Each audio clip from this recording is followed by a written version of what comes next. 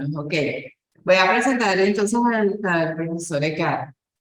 El profesor Carmelo Ecar Enrique se graduó de ingeniero agrónomo en la Universidad Central de Venezuela. Su ejercicio profesional está orientado en tres direcciones. Primero, como académico en la Cátedra de Políticas Públicas y Planificación, en el pregrado y posgrado en Desarrollo Rural de la UCB, en el ejercicio privado de la consultoría de las empresas, Agroplan Insight, y como productora agropecuaria en Carabobo. En la actualidad trabaja en una consultora de ingeniería de software en Madrid, España, o sea que está dando nuestra presentación desde España, y forma parte de la Comisión Académica de España de la Academia Nacional de Ingeniería y Hábitat. Bueno, muy buenos días, doctor Ecardi, y muchísimas gracias. Estamos ya aquí preparados para su presentación. Muy bien. Bueno, voy a presentar 9 láminas.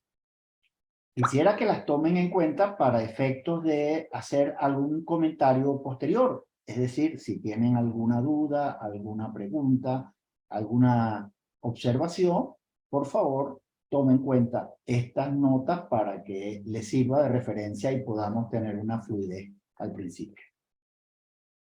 El tema de las tecnologías hay que comprenderlo como una herramienta para resolver retos, para abordar estos retos y solucionarlos. En el caso de la agricultura, pues en la actualidad tiene un conjunto de retos. Unos que son del orden de su propio propósito y es producir alimentos. En la actualidad somos alrededor de 8.000 millones de habitantes en el planeta, y hay la expectativa de que para el año 2050 tendremos 9.700 millones de personas. La FAO, que es la organización que representa a la agricultura y la alimentación en Naciones Unidas, estima que habrá que incrementar la producción de alimentos en un 75% para solucionar el acceso a toda la población. Y esto hay que hacerlo bajo un conjunto de circunstancias limitantes, y ellas son que la superficie para producir no es elástica, y por el contrario viene reduciéndose por otras motivaciones, o bien por degradación de suelos, como también por limitaciones desde el punto de vista del uso del suelo y del manejo del suelo. El otro problema es el problema del agua. La agricultura usa una buena parte del agua dulce en el planeta, y cada vez hay una mayor demanda de las ciudades y de la concentración o el traslado de las aguas hasta otros usos, y particularmente es el uso doméstico, pero también el uso industrial. Y en consecuencia la agricultura ya está compitiendo estrechamente con estas otras utilizaciones del agua. El clima es un factor importantísimo, no solamente por lo que influye sobre la agricultura, sino también por el tema del cambio climático y la necesidad y la obligación de descarbonizar el planeta si queremos garantizar la sostenibilidad. De manera tal de que la agricultura actual está enfrentando pues un reto importante de productividad y un reto importante de sostenibilidad.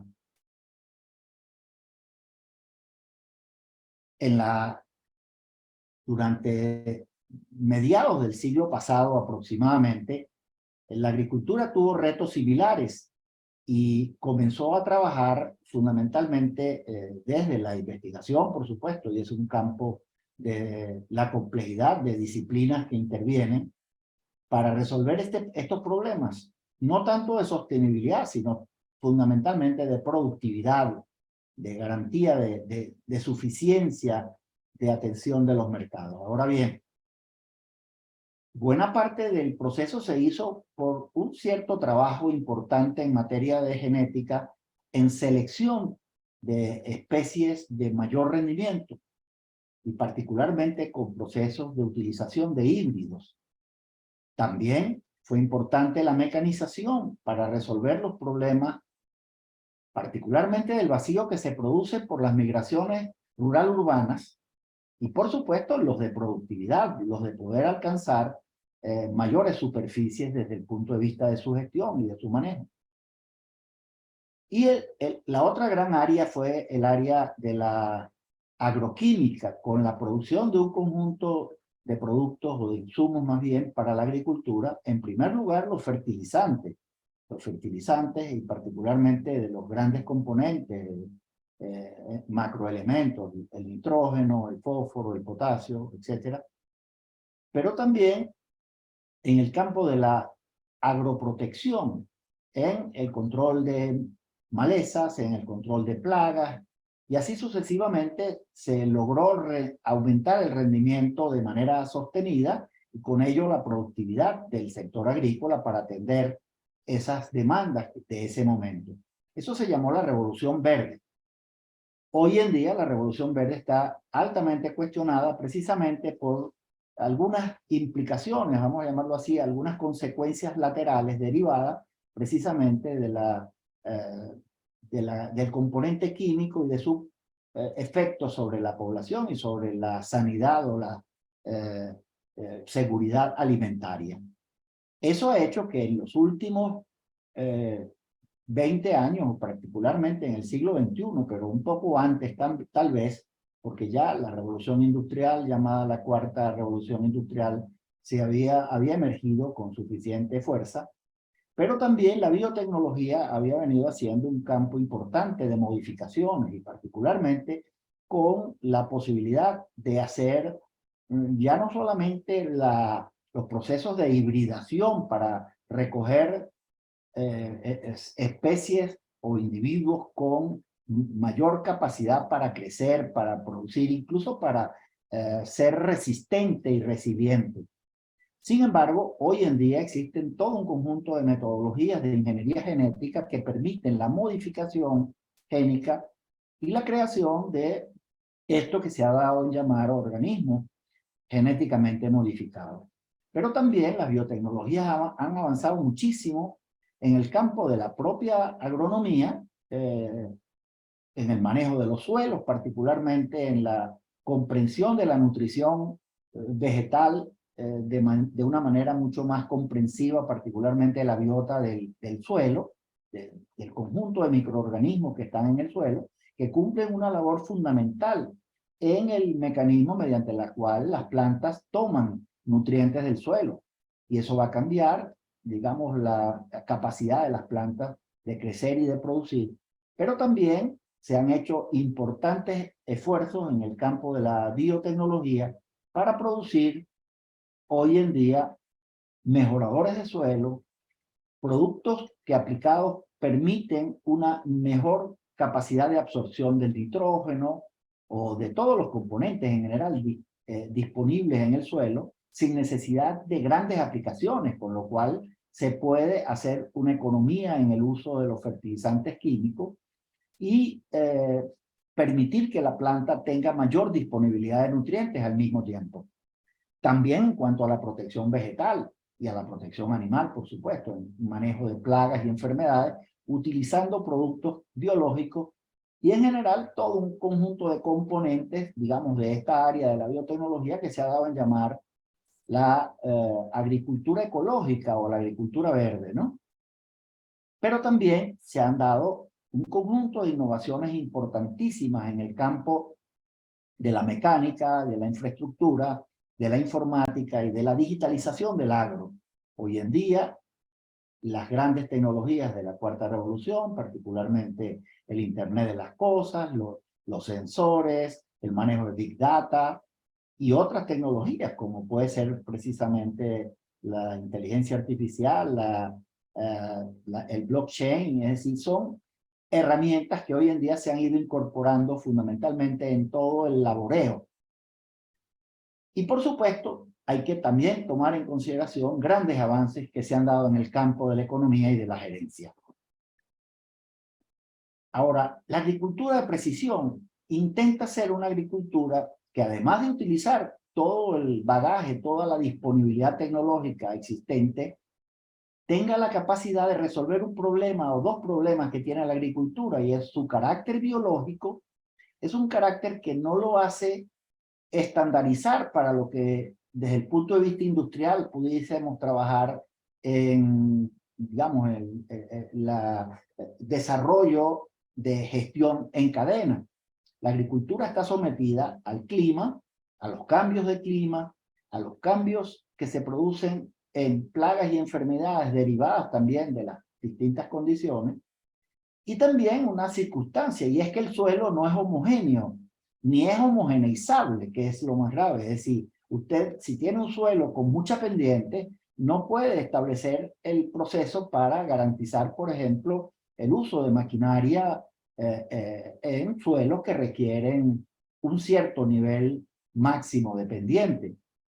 Por tanto, el tema de la pendiente, por decir uno, es un tema de variedad espacial, pero que no es el único. Más importante es precisamente que el suelo en una misma topografía tiene también mucha variabilidad. Todo esto ha obligado a comprender la necesidad de utilizar las nuevas tecnologías para resolver esta variabilidad con dos objetivos. En primer lugar, aumentar la producción, y en segundo lugar, simultáneamente que lo primero, disminuir la utilización de los insumos y de los equipos, digamos, que se hacen de manera masiva, convencional. Y esto ha utilizado o se ha estado apoyando en un conjunto de tecnologías. La primera de ellas, a las que me voy a referir en lo sucesivo, han sido los sistemas de posicionamiento global, o los mecanismos de posicionamiento global que ustedes conocen, porque hoy en día todo el mundo tiene en su celular un GPS que permite la localización de algo en el espacio. Luego, los sistemas de información geográficos, que ya también me referiré con mayor amplitud, y todo esto que es el bagaje, la cartera de tecnologías de la cuarta revolución.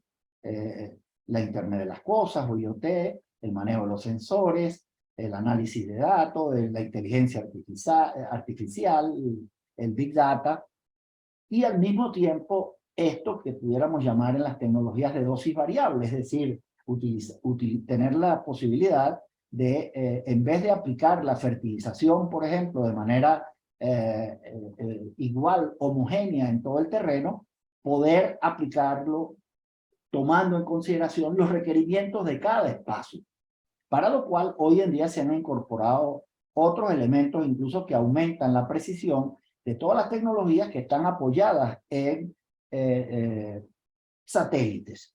Y es precisamente con la utilización de sensores en el campo, o de sensores y particularmente de los drones, que son capaces de recoger información del campo. El GPS es un sistema de radionavegación satelital que permite determinar cuál es la posición de algo en la Tierra. Y esto tiene que ver la posibilidad de ubicar una herramienta, un tractor en la Tierra o un suelo en la Tierra y tener información de él. Esto, por supuesto, requiere que el sistema tenga, además del posicionamiento, medición de distancia, relojes, manejo del tiempo, la posibilidad de la triangulación para darle no solamente la ubicación absoluta, sino también la ubicación relativa a otros componentes del plano. El GPS se usa hoy en día muchísimo en el levantamiento de planos para el manejo en las fincas y para, digamos, la definición de grandes políticas públicas para el caso de la agricultura. Los sistemas de información geográficos, que es la segunda a la que me estoy refiriendo, es un software que permite pues hacer un conjunto de información del Big Data que se puede sistematizar por capas sobre el terreno. y en el sentido de que uno puede tener la geografía, tener el relieve, tener los cursos de agua, tener la vialidad, etcétera, etcétera, en un plano, y ese plano estar dentro de la pantalla del ordenador, tener también la capacidad de poner, por ejemplo, sistemas o alguna información que puede ser recogida o bien por los satélites o por los drones, que nos permiten, a través de, digamos, de las cámaras y de los sensores, poder hacer una valoración de las características que están ocurriendo en el suelo. Bueno, esta información geográfica es precisamente una de las herramientas más importantes utilizadas en la agricultura de precisión. Estos elementos, como ya les decía, permiten utilizar todos los datos que están en la nube y aplicarlos y permitir esos datos, tanto datos vectoriales que tienen, digamos, geoposicionados en un sistema de coordenadas, o los que son fundamentalmente de origen de imágenes, que se llaman raster en el caso de la utilización de los sistemas de información geográfica. Y eso permite utilizar datos vectoriales, datos raster, y tratar de hacer posicionamientos de esos datos, de esa información, y permitir tomar decisiones, y particularmente con la utilización de lo que pudiéramos llamar el tema de, bueno, la posibilidad de utilizar la interpretación o el manejo estadístico de esos datos y de esa información, de manera tal de poder tener información de características del cultivo, de la cantidad de, digamos, de productos, el estrés que puede ser hídrico, térmico, nutricional, y todo eso reflejado en un comportamiento espectral que permite hacer diferenciaciones fundamentalmente de imagen, es decir, que puede uno tomar para pequeñas áreas, en el caso hoy en día de los drones que nos permiten precisiones de 5 centímetros, mientras que por supuesto en el caso de los satélites la precisión es de probablemente cientos de metros. Son escalas diferentes, pero para poder trabajar en agricultura de precisión, ya la información de nube no es suficiente, y por eso el uso de los drones es casi que una herramienta fundamental. Ahora bien, una de las herramientas que interesa fundamentalmente a los agricultores es cómo aplicar una dosis específica requerida en un espacio específico. Es decir, darle a cada espacio los requerimientos que tiene. Esos pueden ser de nutrición, es decir, de fertilización, pero también puede ser, por ejemplo, de enfermedades o de una plaga que requiera utilizar algún, vamos a llamarlo, biocida, que elimine la plaga o que corrija un patógeno o una enfermedad, un hongo, una bacteria, un virus, y que sobre ello se pueda aplicar una corrección específica, ya no todo un campo, sino a la planta que tiene el problema o al segmento del terreno en donde el problema está presente, con lo cual se puede reducir sensiblemente la utilización de los insumos. Bueno, por supuesto, además de permitir usar dosis variables, por eso hablábamos de las tecnologías, eso requiere, por supuesto, equipos de aplicación de dosis variables. Si usted va a utilizar, por ejemplo, semilla y quiere aumentar la densidad en un determinado sitio, la sembradora, que es una herramienta que va con el tractor, seguramente puede ser adecuada y permitir que ponga en el terreno la cantidad de semillas apropiadas. Y en otros espacios en donde se requiera menos densidad, probablemente hacerlo con la maquinaria. Y por supuesto también las dosis de fertilización, que hay zonas que requieren un poco más y otras que requieren menos, y eso es posible, digamos, tenerlo tanto por los sensores como por los análisis, por supuesto, que pueden hacerse en laboratorio y ser colocados en Big Data, y se tiene mucha información al respecto. Ahora bien, toda esta información requiere de interpretación, para lo cual al menos tenemos dos herramientas importantísimas del orden matemático y en el cual la ingeniería hace también unas aportaciones fundamentales. Atrás pudimos haber visto no solamente a los ingenieros agrónomos, a los ingenieros de sistemas, a los ingenieros de computación, a los ingenieros mecánicos, a los ingenieros eléctricos, es decir, a todos los campos de la ingeniería están trabajando hoy en día de manera conjunta y por supuesto, de manera compleja pero integral para poder resolver los temas. Pero se requiere la geoestadística para trabajar fundamentalmente con algoritmos que permitan resolver la correlación entre variables que están contenidas en la información del Big Data. Y eso permite dar respuestas, no solamente desde el punto de vista lógico, que son las que uno puede saber tratando de encontrar los valores estadísticos fundamentales, la media o mediana, la moda, o también la dispersión, la desviación estándar, y poder hacer curvas de análisis de situación, pero que hoy en día la inteligencia artificial nos permite hacer muchísimos cruces, ya no solamente de la manera tradicional como nosotros manejábamos la estadística, que es una estadística muy lineal, causa-efecto, y podíamos tratar de ver cuáles son las variables que están influyendo sobre el efecto, es decir, la producción o el control, el rendimiento, etcétera, son los efectos que andamos buscando, sino también encontrar cuánto el propio rendimiento afecta a determinada causa. Es decir, ya no hay una relación lineal, sino una relación compleja, en el sentido de que se puede trabajar de análisis de, digamos, desde el punto de vista probablemente de la circularidad. También otra herramienta fundamental hoy en día es el de la econometría espacial. A ver, estoy tratando de revisar mi tiempo. La econometría espacial nos permite hacer especificación formal de efectos espaciales en modelos econométricos, y aquí la economía, por supuesto, juega también un papel fundamental en este proceso. La estimación de modelos que incorporan efectos espaciales, los test de especificación y de diagnóstico para detectar la presencia de efectos parciales o espaciales, y la predicción espacial o la interpolación.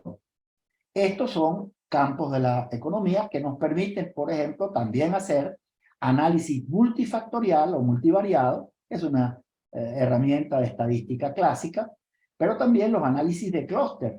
Básicamente son, digamos, áreas en las cuales hay todo un conjunto de información básica, y en los clústeres se produce, digamos, se puede aplicar una serie de algoritmos que realizan este agrupamiento de datos en grupos de datos y que permiten precisamente tener, digamos, más claridad acerca de los procesos que pueden estar allí y construir hipótesis fundamentalmente para resolver problemas y avanzar.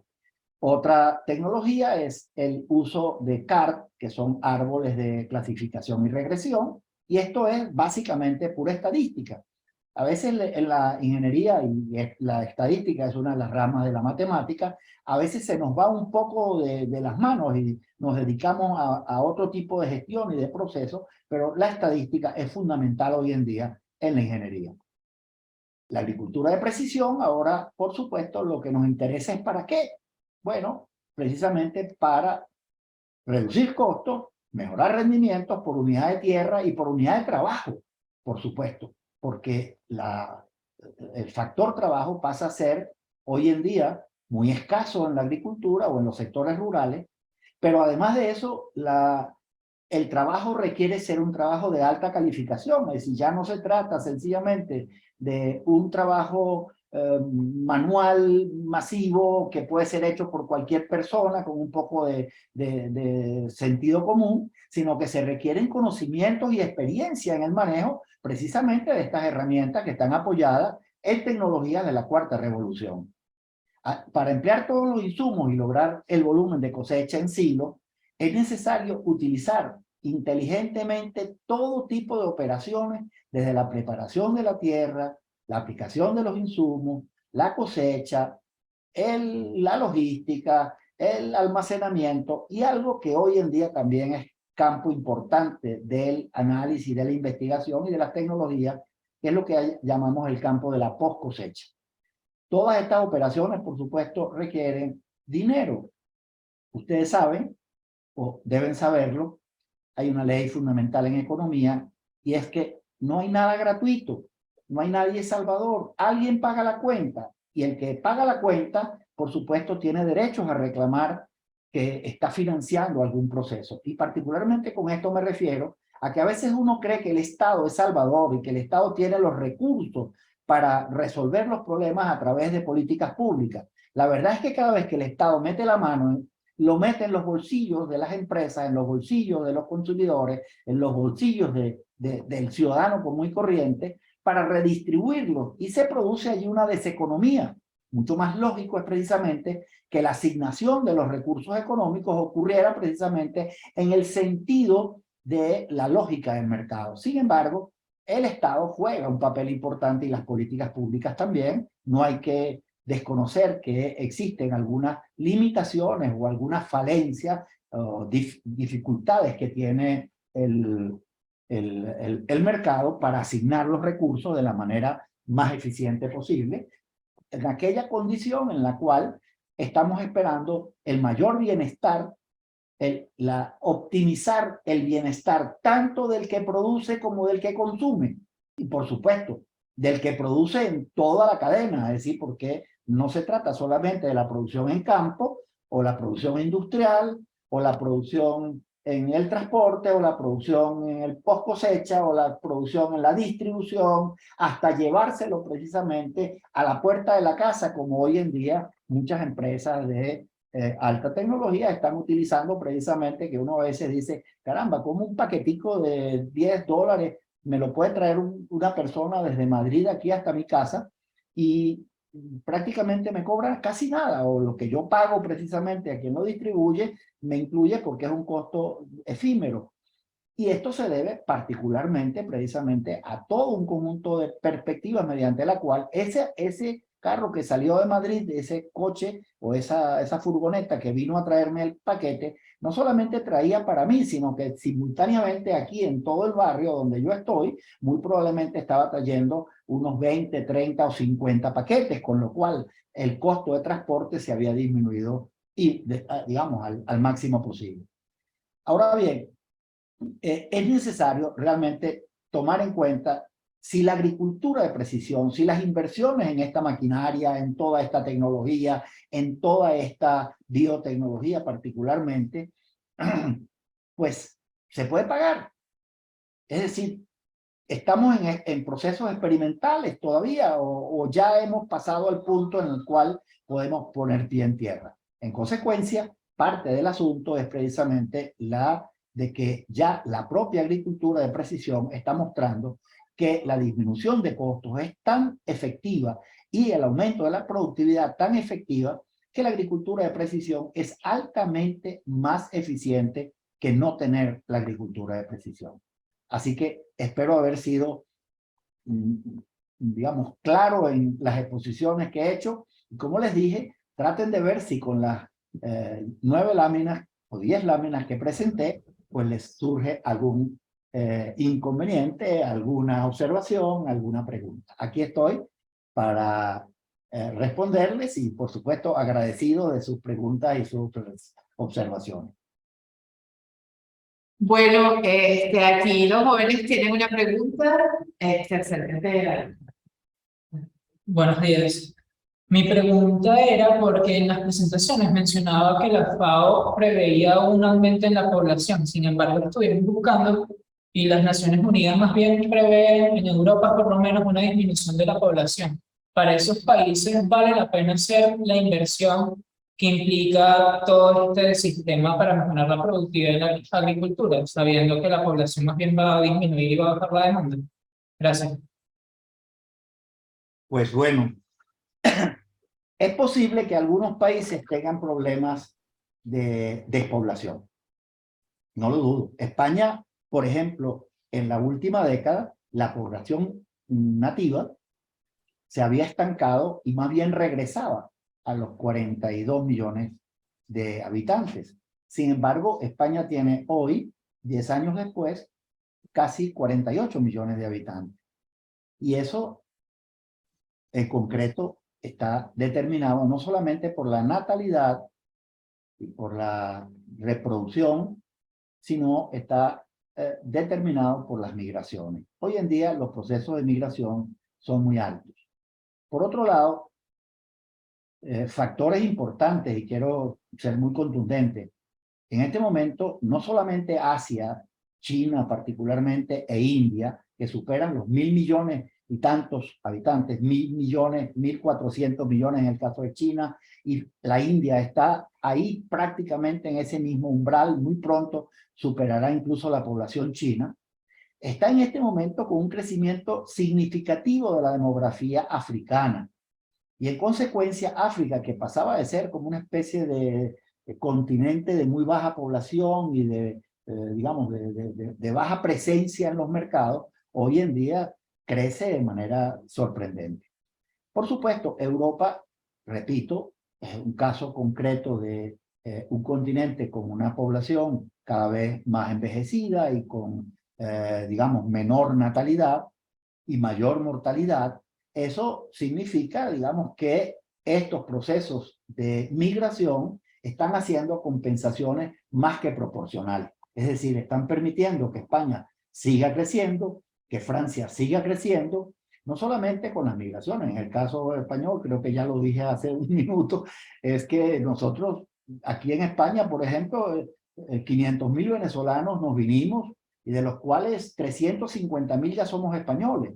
Esto es una circunstancia relativamente importante a tomar en consideración. Y la migración venezolana no es exactamente la más numerosa. Colombia, Ecuador, Perú tienen más de habitantes en España que los propios venezolanos, para no mencionar las migraciones europeas como la de Rumanía o la de Europa, los países de Europa del Este. La verdad verdadera es que la población del año 2050 va a superar los 9.700 millones de habitantes. Esa cifra no sé de dónde la sacaste, con todo respeto, pero la cifra real es de 9.700 millones de habitantes, lo cual quiere decir que vamos a tener, que acabamos de cumplir ahora en el mes de octubre, digamos, no sé si viste la noticia que en República Dominicana se le asignó el número 8.000 millones de habitantes en el planeta. Es decir, el crecimiento de la población no se va a parar.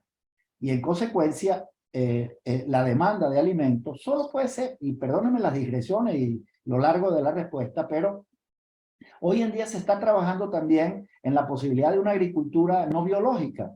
Es decir, no una agricultura, sino una producción de alimentos no biológicos, particularmente con la posibilidad de hacer alimentos, llamémoslos artificiales, por lo pronto. O sea, es posible construir una hamburguesa con las mismas propiedades nutricionales e incluso cada vez muy parecida a las hamburguesas hechas con carne de res, pero está hecha fundamentalmente con nuevas técnicas, como por ejemplo la impresión 3D en ese tipo de cuestiones. Y lo mismo se está haciendo con mucho tipo de procesos. Otras cosas son la agricultura urbana. Hoy en día la posibilidad de tener grandes edificaciones que trabajan en particularmente algunos productos que son factibles de manejarlo de esa manera, particularmente vegetales de pequeña escala, hortalizas, etcétera, que se pueden trabajar en eso. Japón tiene hoy en día experiencias importantes en ese campo.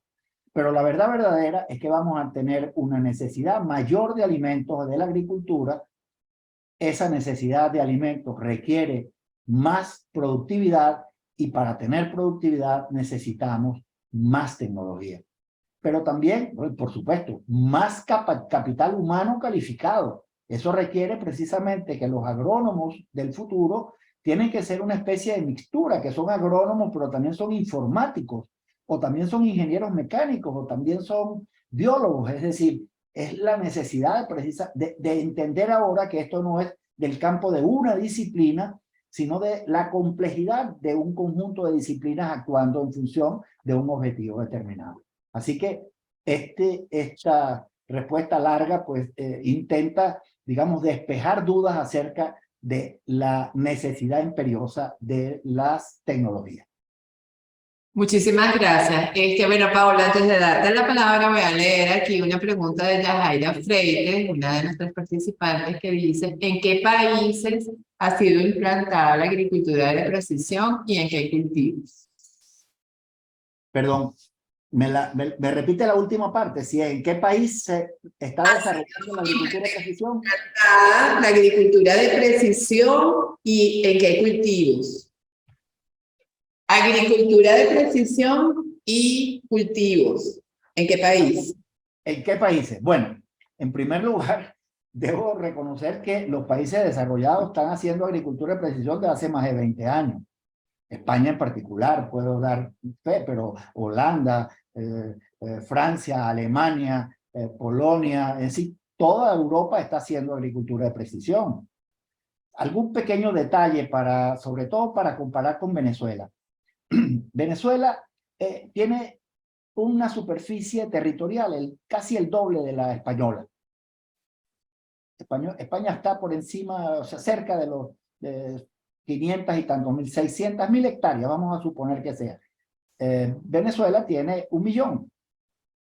Sin embargo, la agricultura venezolana vegetal apenas ocupa 2 millones de hectáreas. En este momento, en concreto, no llega a 1 millón de hectáreas de cultivo en Venezuela. Pero España tiene solamente en agricultura de alta tecnología más de 4 millones de hectáreas y tiene casi 9 millones de hectáreas de cultivo y tiene en total 36 millones dedicadas a la agricultura y a la cría. Y esto ocurre en todos los países europeos. Estados Unidos no podemos dejarlo atrás, toda la agricultura cerealera hoy en día se hace con tractores autónomos, que no me refería a ellos en concreto, pero hoy en día los tractores pueden ser manejados a distancia e incluso a partir precisamente de algoritmos. Usted puede darle instrucciones para que desarrolle toda la operación sin la necesidad de un operario de la maquinaria. Y esto puede estar haciéndolo uno para controlar varios tractores desde su ordenador. O un productor puede utilizar aplicaciones y bajar con su móvil y hacer todas estas operaciones desde su casa. En fin, esto ya es una realidad. No estamos hablando de fantasías ni de experimentos, digamos, de plantas piloto, ¿no? Estamos haciendo trabajo masivo. Pero en América Latina también. Brasil tiene adelantos significativos. De Argentina no se diga poco. Argentina es un país agrícola fundamental. Es uno de los países en América Latina que tiene balanza comercial agropecuaria muy positiva, porque vive precisamente de las exportaciones de cereales, de soya, de carnes, etc. Allí la agricultura de precisión ya está, digamos, dentro de la agricultura novedosa. Eso no quiere decir que toda la agricultura esté así. Ciertamente hay algunas técnicas que se utilizan más que la otra. Si lo pudiéramos decir, lo que la agricultura de precisión en los países, pues representa en este momento un área proporcionalmente baja, pero creciente exponencialmente.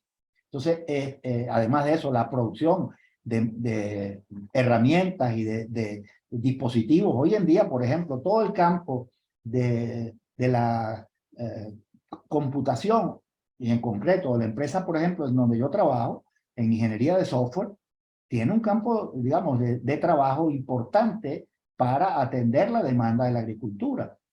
Agricultura que se maneja cada vez más con sistemas de información geográfico, con ordenadores, con aplicaciones precisamente de uso de Big Data y de Internet de las Cosas, etcétera, y sensores y drones, etcétera, etcétera.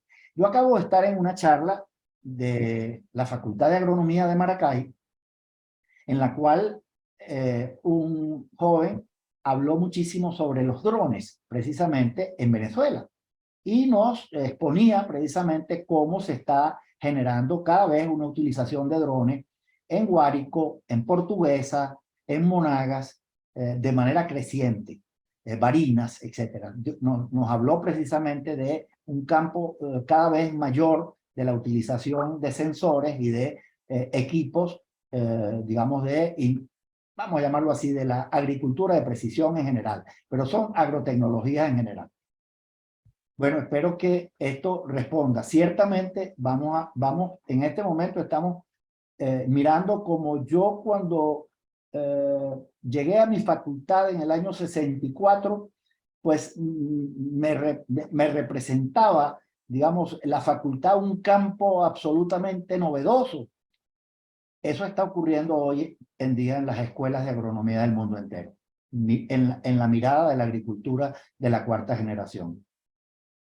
Ok, muchísimas gracias. Paolo, tu pregunta. Sí, Carmelo, quería preguntar en tu opinión, dada el aumento que se prevé de la población mundial, casi 10.000 millones de habitantes, ¿será posible prescindir de los fertilizantes en general, de la agroquímica, que como tú dijiste está muy cuestionada por los efectos colaterales? Pero ¿será posible prescindir de la agroquímica y poder con productos biológicos simplemente lograr alimentar a toda esta población? Pablo, voy a hacer en primer lugar una especie de comparación. En todo el proceso de transición energética en Europa es aceleradísimo, es el de los más altos en el mundo.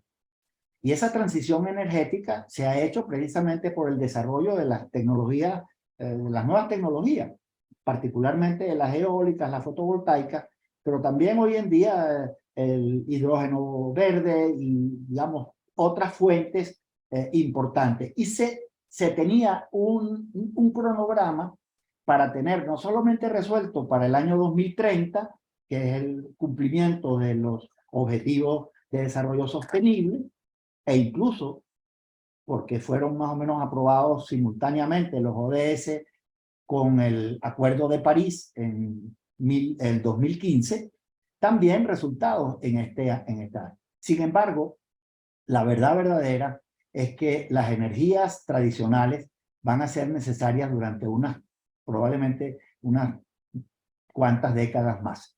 Pues con la misma situación te digo lo de los fertilizantes. Tenemos muchísimos avances hoy en día. Me contenta mucho haber tenido aquí, oyendo la charla, a Óscar Rodríguez, mi colega y profesor de la Facultad de Agronomía, quien ha sido recientemente galardonado por la academia, precisamente por un trabajo hecho en relación a el manejo de los suelos y del agua en la agricultura sostenible.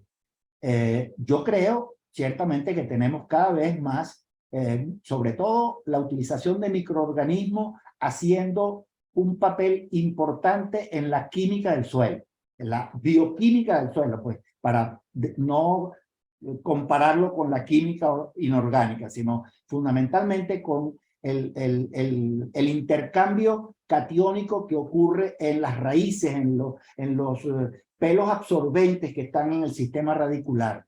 Y esto es mejorado hoy en día por la aplicación, por ejemplo, de plancton, microalgas, hongos o microhongos. Es decir, con todo un conjunto de elementos que hoy en día se aplican, son productos importantes. En nuestra empresa nosotros estamos precisamente representando, tenemos la representación de una línea de trabajo, de una empresa de agrobiología que se llama AgriAlgae. AgriAlgae distribuye precisamente en toda España estos productos y los exporta por todo el resto del mundo. Trabaja en Italia, trabaja en España, etcétera. Y esto precisamente es muy auspicioso. Nosotros hicimos un ensayo recientemente en producción de maíz en campo, utilizando estos mejoradores de suelo, y tuvimos capacidad de demostrar que se podía sustituir más del 20% del nitrógeno inorgánico en el suelo, o de aplicación inorgánica, por el uso precisamente de los componentes biológicos.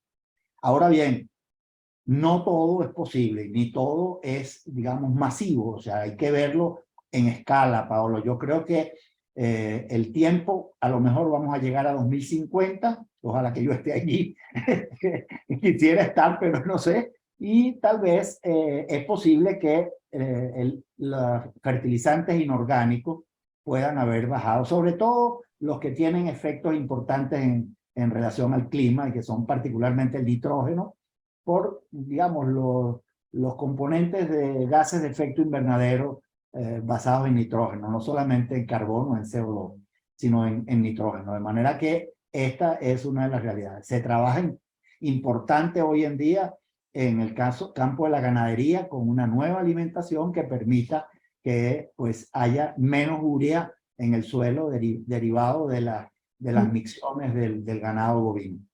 Bueno, se me va el tiempo. Gracias, gracias, Carmelo. Mira, Paolo, Gracias. tú pudieras leer las preguntas porque él no me oye bien a mí. Hay dos preguntas en el chat, Paolo. ¿Me puedes hacer esa? A ver, tengo que ponerme los anteojos. A ver, Poner yo a dice. ver. Yajaira, bueno, ya la de Yajaira respondí. Tulio, ¿cuál sería la factibilidad de implantar la agronomía de precisión en nuestro país cuando existen algunos percances como insumos básicos para la producción déficit? La pregunta va dirigida porque adicionalmente lo antes mencionado, si tenemos apoyo financiero, todo esto haría posible aplicar la agricultura de precisión, que sin lugar a dudas se debe aplicar. Felicitaciones por tu excelente exposición e invitación. Gracias, Julio. Este es Julio Elvio. No, este era Tulio primero, pero tengo también, dice, es el profesor Julio Elvio Vincenti de la UCB. Profesor, la verdad es que le debo decir que en Venezuela existen todas las posibilidades para tener agricultura, no esta mamarrachada que hacemos hoy en día. Es decir, estamos tratando de tener una agricultura efectivamente productiva, efectivamente sostenible, efectivamente ecológica. Eso es posible. Obviamente que las condiciones actuales del país no lo permiten. Mientras usted tenga una moneda que no vale nada, no es posible que usted tenga la posibilidad de garantizar la rentabilidad. Y alguien tiene que pagar la cuenta, y en Venezuela en este momento no está papestado para estar pagando las cuentas como lo hizo en el dispendio de la renta petrolera de manera anárquica. Hoy en día las cosas están mucho más escasas y la economía se impone cada vez más. Y aun cuando el gobierno pueda intentar manejar el dólar se le escapa. Se le escapa porque sencillamente hay más demanda de dólares que los que se ofertan en el mercado. No llegan dólares suficientes para la demanda de dólares para comprar afuera. Y esto hace que el dólar hoy en día esté en los 17, o por lo menos amanecía en los 17. Y el Banco Central ya había llegado a los 15, es decir, el propio Banco Central está tratando de llegarle. Mientras nosotros no tengamos una moneda fuerte en el país, sea el dólar, sea el bolívar, o sea lo que sea, yo personalmente creo que si no dolarizamos la economía no resolvemos el problema, pero obviamente que eso supone un cambio radical en la economía venezolana. No puede ser con una economía en la cual se esté pensando en, digamos, en una agricultura manejada por el Estado, con el control de la propiedad de la tierra, con el control de la entrada de los insumos. Si no hay libertad de mercado, no hay posibilidades. Es decir, hasta que no tengamos un libre mercado y no tengamos precisamente un sistema de políticas públicas acertado, no intromisivo, solo de apoyo, de fomento, de orientación, no vamos a poder tener una agricultura de precisión masiva. Hoy en día lo que tenemos son experimentos, cosas que están haciendo algunos agricultores que han tenido, digamos, la posibilidad, primero de creer que haciendo inversiones en el país se pueden lograr resultados. Yo personalmente tengo muchas dudas sobre la gestión de corto plazo. Sin embargo, a medio y largo plazo, estoy seguro de que Venezuela podrá alcanzar lo que ya Colombia tiene o lo que Brasil tiene. Estamos en las mismas condiciones. Yo creo que eso es posible y que vamos a tener un país que recupera su riqueza ya no solamente por el lado de la economía del petróleo, sino por el lado de toda la economía, de la industria, de la agricultura, del comercio, del turismo, etc. Así que, bueno, ese es un poco mi augurio. Bueno, profesor, tiene aquí muchísimas felicitaciones. De verdad que es una presentación excelente. Bueno, yo el otro día vi algo en 3D, pero se necesitan vegetales. Por ejemplo, para darle el color al bistec se necesitaba la remolacha. Y para poder construir el bistec se necesitaba la remolacha. Carmelo, muchas gracias, Carmelo, por Seguimos en participar en la contacto. cátedra. Ha sido excelente tu presentación. Seguimos en contacto. Bueno, muchísimas gracias a ustedes por, primero, darme esta posibilidad de estar con